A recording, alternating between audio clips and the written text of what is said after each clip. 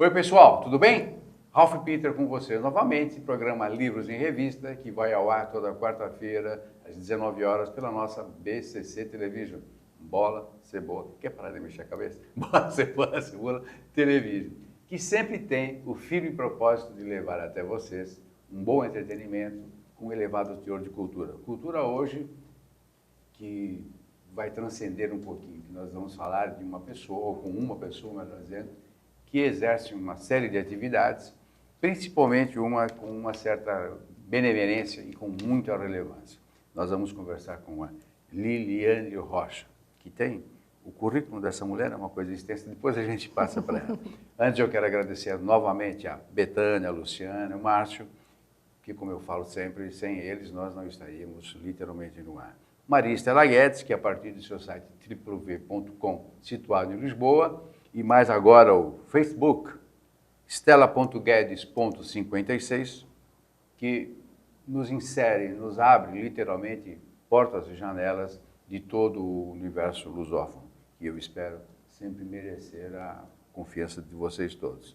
Também agradecer à jornalista Edi Boscolo, que através da sua pertinência, da sua força de vontade, conseguiu trazer esta mulher ao programa, que realmente é super atarefada. Edi Boscolo, muito obrigado. Quem quiser falar com Edi é edi, com Y, boscolo@gmail.com, uma grande jornalista. Então vamos lá, Liliane Rocha, que está dando o prazer da presença e a honra, diga-se de passagem. Mestre em Políticas Públicas pela Faculdade de Fundação Getúlio Vargas. MBA Executivo em Gestão de Sustentabilidade, também pela GV. Gestão responsável pela Fundação Dom Cabral. Forte essa Dom Cabral, né? Muito bom. Na bagagem, além dos seus títulos e atributos, mais de 13 anos de experiência em empresas nacionais e multinacionais. Trouxe ao mundo pela editora Scortese Como Ser um Líder Inclusivo. Subtítulo, fuja do Diversity Washing. Diversity Washing. Diversity Washing. O que tem que dificuldade desse jeito? E valorize a diversidade. Seu guia para construir uma sociedade mais justa e um empreendedor competitivo, né? Isso é um título imenso, hein? Muito obrigado pelo peitinho. Já cheguei chutando o pau da sua barraca. Tudo bem, menina? Tudo bem. Muito obrigado por ter vindo mesmo. Chegou esbaforida. Pelo jeito deve ser teu hábito, né? Você é muito inquieta, né? Pelo visto. Sou um pouco agitada. Ralph, antes de mais nada, eu queria agradecer a oportunidade de estar aqui com você. Tenho acompanhado seus vídeos na internet. Acho que é um trabalho... foi você, então? Acho que é um trabalho fantástico que você faz pelos Obrigado. Escritores brasileiros, ajudando a disseminar conteúdo, repercutir ideias. A ideia é essa, dar guarida principalmente para quem não encontra um espaço na grande mídia, que é sempre muito difícil. E eu me sinto muito bem com isso. E é um trabalho fantástico. É uma agrura prazerosa. São 10 anos que a gente está aí com esse trajeto e espero ficar mais uns 10. Escuta, o que é Diversity Washing? O que é Diversity Washing? Diversity Washing. Só antes de falar do Diversity Washing, queria aproveitar também e agradecer ao João Scortese, que gentilmente topou essa empreitada, esse desafio de falar sobre valorização da diversidade num país com tantas complexidades quando a gente fala de direitos humanos, como é o Brasil. Diversity Washing. A minha jornada profissional, ela vem muito da sustentabilidade. Acho que quando você fala um pouquinho da minha formação acadêmica, dá para perceber isso, a gestão responsável. Eu falei um pouquinho mesmo, porque o currículo é extenso, tomava o programa todo. Mas fiz o MBA de Gestão para Sustentabilidade na FGV, fiz o curso de Gestão Responsável da Fundação Dom Cabral e trabalho na área de sustentabilidade há 13 anos, em grandes empresas. E na sustentabilidade a gente tem um termo que chama greenwashing, que algumas pessoas até traduz para lavagem verde, mas que é um termo que ele diz respeito à apropriação que algumas empresas fazem dos conceitos de preservação ambiental e inclusão social, sem que necessariamente elas tenham uma atuação consistente, uma atuação séria, mas posicionando-se como se tivesse esses atributos. Ou seja, uma fraude, é a impressão minha. Você não quer usar o termo, mas é isso. É uma fraude, é uma espécie de fraude. É uma enganação, digamos assim, nesse sentido de que você diz que é algo sem que necessariamente seja. Você coloca uma capa, mas dentro não tem nada. Exato, exato. E daí Nunca tinha pensado nisso. E é um termo super usual, que é essa questão da lavagem verde do greenwashing. E recentemente no Brasil a gente, acho que isso sobe, desce, mas recentemente a gente está numa levada novamente de subida da discussão do tema de diversidade, o que é muito bacana, muitos eventos, muitas revistas, muitas empresas, comerciais, produtos, mas outro dia me peguei nessa reflexão sobre o quanto as empresas realmente estão valorizando a diversidade da porta para dentro e o quanto elas somente estão se posicionando da forma para fora, o que já é um avanço, mas somente porque perceberam que esse público também é um público consumidor. E daí Muito me veio essa questão, né? do diversity washing, que seria a lavagem da diversidade, que é se posicionar com atributos de diversidade e ser reconhecido como uma empresa diversa pelo público, sem que necessariamente naquela empresa tenha-se esse público presente. Tem mulheres na empresa, tem negros na empresa, tem pessoas com deficiência, no quadro geral mesmo. E quando a gente vai para outra liderança, tem? Não tem? Por que não tem? Né? Então eu faço um comercial e me posiciono como se tivesse, mas não estou fazendo com seriedade da porta para dentro. Porque justamente eu estou me colocando agora no lugar de um empresário que gostaria de entrar no âmbito da diversidade. Porém, é claro para o empresário o que é diversidade? Porque você acabou de dizer, é um termo que abrange literalmente a sociedade toda. Sim. Porque, como eu falei lá, você vai ler ainda na edição do jornal. Dito isso, acho que você toca num ponto muito importante, que é, e daí as pessoas sabem o que é diversidade? Né? Então, no livro eu faço questão de conceituar, acho que esses especialistas também têm conceituado. A forma como eu gosto de conceituar diversidade é dizendo que diversidade é a expressão que diz respeito às singularidades existentes entre os cerca de 7 bilhões de habitantes do globo terrestre. E daí eu falo, portanto, cada um de nós realmente traz em si características e atributos de diversidade. Se cada um de nós traz essas características, o André Tapias ele fala uma coisa muito interessante, que ele diz que cada um de nós é multidimensionalmente diverso. Porque a gente normalmente encerra só numa caixinha, né? É mulher, é negro, e na verdade as pessoas têm diversas dessas características em si que vão dialogando, né? E vão construindo o ser. Biologicamente, inclusive, não é só no externo, né? Perfeito, né? E são características que eu acho que vão construindo o nosso ser. Então, multidimensionalmente diversos. Por que a gente fala de valorização da diversidade? Porque a gente fala de construir ambientes e possibilidades para que todos sejam igualmente capazes de concretizar um potencial, na nossa sociedade nem sempre isso acontece, e de atingir um objetivo, também nem sempre isso acontece na nossa sociedade. Por isso, nós temos falado de grupos de diversidade, daí tem 6 grupos que têm sido muito trabalhados, que é a questão da mulher, do negro, do LGBT, da pessoa com deficiência, do geracional e da religião. O que é geracional? Idades, né? Jovem, público jovem não tem acesso, público idoso não tem acesso, Então, como que a gente olha essas gerações que cada vez mais, com a ampliação da vida humana na Terra, convivem entre si, né? E tem que conviver também de forma harmônica e tal, e que, portanto, são grupos que ao longo da história da humanidade têm sido alvo de tratativas, de estudos, de indicadores. Então, qualquer um desses grupos que você vai olhar, você vai ter uma gama imensa de estudos da McKinsey, da Bain Company, do Valor Econômico.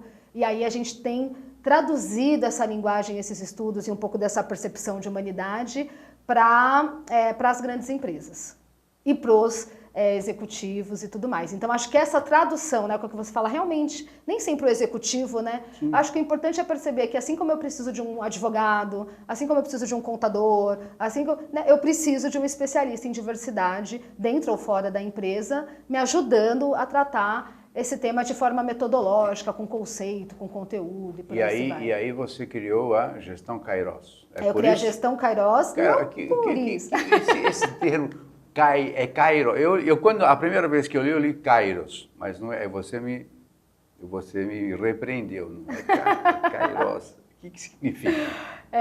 Kairos, né? Kairos, eu conheço essa palavra desde 2003 na graduação, na faculdade. A gente descobriu esse termo, ele virou o título do nosso trabalho, do grupo experimental da faculdade. Ele é um termo da origem do grego, né? Então um pouco anterior às referências que as pessoas têm trazido, que é um tempo em antítese ao tempo de Cronos. Então o tempo de Cronos é o tempo do cronológico, passado, presente, futuro, e o tempo do Kairos é o tempo do momento oportuno, de quando as coisas têm que acontecer, do tempo contado com a batida do coração. Então aquele tempo onde as coisas realmente têm que se dar. E eu gosto muito dessa coisa do momento oportuno, né, onde as coisas Eu brinco que acho que a minha vida é uma grande sucessão de kairós. Talvez se olhasse a trajetória de onde eu vim, como eu construí minha carreira, talvez não fosse para eu estar aqui hoje, mas tudo foi acontecendo de forma muito oportuna para que eu estivesse aqui hoje. E aí eu fundei a gestão Kairós, trazendo essa pegada de metodologia, de indicadores, para falar com grandes empresas, com governos, com organizações sociais, que é um pouco do público que eu tenho abrangido, sobre sustentabilidade, que é um tema que eu trabalho historicamente, e sobre diversidade. E o empresário, deixa eu deixar bem claro uma coisa para você, isso não é um merchan, isso vem acontecendo aqui, é que felizmente pessoas como você se incomodam em fundar entidades como essa justamente para clarear todo esse sistema. Então, o empresário liga para você e fala, olha, eu quero que, não sei se é assim que funciona, eu quero que você venha aqui dar uma verificada para ver se eu estou ou como eu posso me enquadrar na gestão, numa gestão sustentável, tarará, tarará. Quando ele faz isso, você vai até a empresa dele. Existe alguma, como é que eu posso te dizer, alguma facilidade governamental, ou existe algum subsídio governamental para que as empresas, além do gesto humanitário, que é difícil para uma empresa ter um gesto humanitário, pode até acontecer, ele possa se sentir incentivado a contratar o teu serviço ou de outrem, para que a empresa dele se enquadre dentro desses objetivos todos? Tô lembrando aqui da aula de políticas públicas comportamental, né? Incentivos. Incentivos públicos, eles podem ser pelo amor ou pela dor, né? E imediatamente eu lembro mais rapidamente daqueles que... Eu fico imaginando o teu professor na sala de aula. Coitado, você deve machucar o professor. Não para! E acho que os incentivos pela dor são aqueles que a gente lembra com mais facilidade, né? Então tem a legislação, que é de 1991, por exemplo, que diz que empresas com mais de 1.001 funcionários têm que ter 5% de pessoas com deficiência no seu quadro. A gente sabe Isso é hoje... a dor. Isso é a dor. Isso é a Porque dor. se não tiver as pessoas com deficiência no seu quadro, no percentual adequado, no caso mais de 1.000 funcionários, 5%, você é multado. Você recebe um termo de ajustamento e conduta e tem que pagar multa por dia, por pessoa com deficiência que você não tem na empresa. Então é um estímulo que te leva pela dor. Bom, se eu não fizer, né? Agora, estímulos no sentido de, como a gente tem, por exemplo, né, na lei cultural, de ter um recurso a mais, tem alguns, né? A gente tem, por exemplo, o PRONAS e o PRONON, que são linhas do governo que ajudam em projetos com dedução do imposto de renda, né, para projetos de pessoas idosas e para alguns projetos de pessoas com deficiência, mas eles são muito pouco disseminados, né? Poucas pessoas conhecem a legislação de 91 dos 5%, que é o impulso pela dor, e menos pessoas ainda conhecem esses recursos e mecanismos como o PRONAS e PRONON, que são dois meios de você conseguir uma captação de recurso, se você está do lado da organização social, e se você está do lado da empresa, de você apoiar um projeto conseguindo realizar mecanismos de dedução do imposto de renda. Então a gente tem alguns processos no Brasil. Então, está avançando, em resumo. Está avançando. Pela dor ou por amor, está avançando. Sim. Já é alguma coisa. Existe uma rede de restaurantes de estrada, dessas de estrada, acho que é Lago Azul, Pato Azul, uma coisa dessa aí, que eles admitem para servir no balcão crianças, meninos, né, com síndrome de Down. E eu fiquei impressionado com a maneira, com a destreza desse pessoal, o carinho com que eles tratam o público, muito. Você via crianças abraçando e tal, não sei o quê. Eu acho que esse tipo de atitude deveria permear um pouco mais para aceitar pessoas desta natureza, porque quando você fala de deficiência física, você também abrange um espectro miserável de grande. Sim, tá? verdade. Dizer, a lei não especifica, deficiência física é isso, é isso, é isso, é isso, deficiência mental é isso, não fala isso. Quando a gente fala da legislação de pessoas com deficiência, ela engloba tanto pessoas com deficiência física como mental, né? Existe uma série de critérios do que pode e do que não pode ser considerado deficiência, e isso qualquer empresa, de novo, acho que consegue fazer tanto com a ajuda de um especialista em diversidade, como nos processos que eu fiz em grandes empresas, inclusive envolvi o médico do trabalho, toda a planta industrial tem um, e são pessoas que estão totalmente hábeis a, junto conosco, avaliar, né, que pessoas que a gente vai considerar pessoa com deficiência e conversar com essas pessoas pessoas, quando elas já estão dentro da empresa, se é um programa no qual eu vou fazer um censo, as pessoas já estão dentro da empresa, para saber se elas querem, inclusive, também se declarar como pessoa com deficiência, senão a pessoa entra, não está na cota, de repente ela passou para a cota, né? Então, todo esse processo tem que ser feito. Agora, o que eu acho interessante, já ouvi falar nesse estabelecimento, ainda não fui, tenho muita vontade de ir. Muito legal. É emocionante. Deve ser incrível. Né? Dá vontade de você voltar lá para comprar, para ver os caras trabalhando, porque realmente, olha, é algo extremamente envolvente. Agora, deixa eu só te falar uma coisa. Antes que você comece a falar de novo, eu levei bronca um dia desse com uma espequinalta, deixa a moça falar. Quando eu falei em incentivo fiscal, estou pensando na parte fiscal, porque você disse, a partir de um determinado número de funcionários é obrigado a ter 5% e tal. E se eu tenho uma empresa pequena, eu tenho lá um ponto de conveniência num posto de combustível, por exemplo. Então eu tenho lá 5 funcionários, em 2 turnos e tal. Se eu contratar um deficiente, eu ganho alguma coisa com isso? Eu não sou obrigado, sou pela lei. Não é obrigado pela lei, 5 funcionários. Mas se eu contratar de livre e espontânea vontade e ganho alguma coisa, além do ganho naturalmente, digamos assim, espiritual. Vamos levar para esse lado. Valor humano, sim, que eu acho que é o que você falou, não estou falando de valor humano, né? Valor legal, não, né? Você mesmo já falou, não há um valor legal. Mas eu acho que a gente pode considerar, e acho que tem estudos que apontam isso não em universos tão pequenos como 5, mas que apontam que a diversidade, ela gera criatividade, ela gera inovação, ela gera dinamismo. E isso é muito fácil da gente compreender, né? Se você tem um grupo com 5 pessoas iguais e surge um problema, a resposta provavelmente vai ser a mesma. Se surge outro problema, a resposta vai ser... Quando você tem um grupo com pessoas com características diversas, a gente sabe que diversos olhares, opiniões, percepções vão gerar ali talvez um debate, uma reflexão, olhares diferenciados e mais inovação. Isso tem sido alvo de estudos também, né? Que as empresas que têm diversidade têm mais criatividade, têm mais inovação e, portanto, esse seria um atributo também que é trazido. Vou falar do teu livro agora, antes que acabe o tempo, porque nós dois falamos muito. Bom, o teu livro, o que a gente pode... Está na cara que é tudo isso que você acabou de dizer, mas algo mais que nós não tenhamos falado. Para quem ele se dirige? Por exemplo, pode ser qualquer leitor ou, de preferência, um empresário, um diretor de RH, que eu acho que é por aí, né? Eu trabalhei com o conceito de liderança 360, que é aquele que diz que qualquer um pode ser um líder, e aliás todos nós eventualmente somos líderes em algum momento da nossa vida, dependendo do contexto. Então às vezes você não é um líder na empresa, mas é no seu contexto familiar. Às vezes não é em nenhum dos dois, mas é na sua igreja, enfim. Então essa perspectiva de que líderes podemos ser todos, e todos acabamos sendo em determinados momentos, então ele é um livro para todo mundo, gostaria que assim o fosse, que traz esse olhar de dados, de indicadores, da minha vivência, né, nessas empresas ao longo desses anos, e traz um olhar de o que fazer, né, se você quiser desenvolver um programa de diversidade, o que eu recomendo como primeiros passos, primeiros olhares. E é uma síntese, acho que é uma síntese da conversa que eu tive com todos esses especialistas, dos olhares que eu vi em todas essas empresas, dos aprendizados que eu tive pela dor ou pelo amor, né, mas um pouco do que eu tenho visto de ambiente de diversidade para esses 6 grupos, que têm sido muito trabalhados, que a gente já mencionou aqui, mas também para uma perspectiva de humanidade, né, humanitária. Não, e o lance é disseminar a ideia mesmo, né?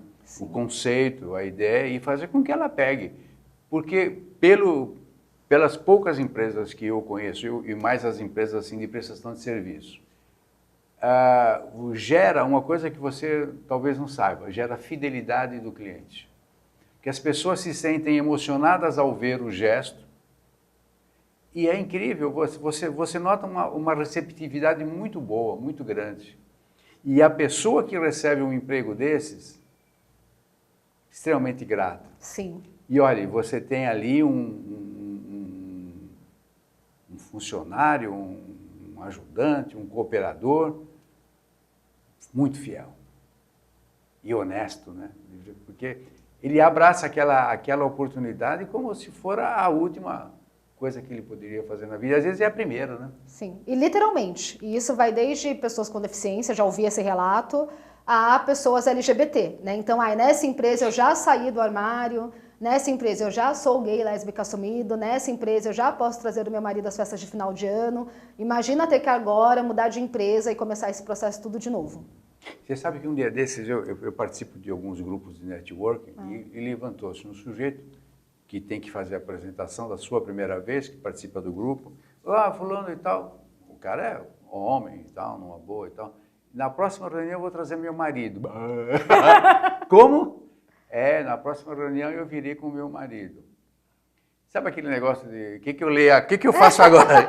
Sabe, todo mundo vai procurando no manual. Porque foi assim, uma coisa estupenda, né? Muito chocante e tal. Depois a gente acaba se acostumando. Tal. Chocante não pelo fato do cara ter um marido, mas por ele ter tido vamos chamar de honestidade. E coragem. Né? De falar. Não precisava. Primeiro que não precisava, ninguém perguntou. Mas ele achou por bem falar e está acabado. Bom, me fala uma coisa.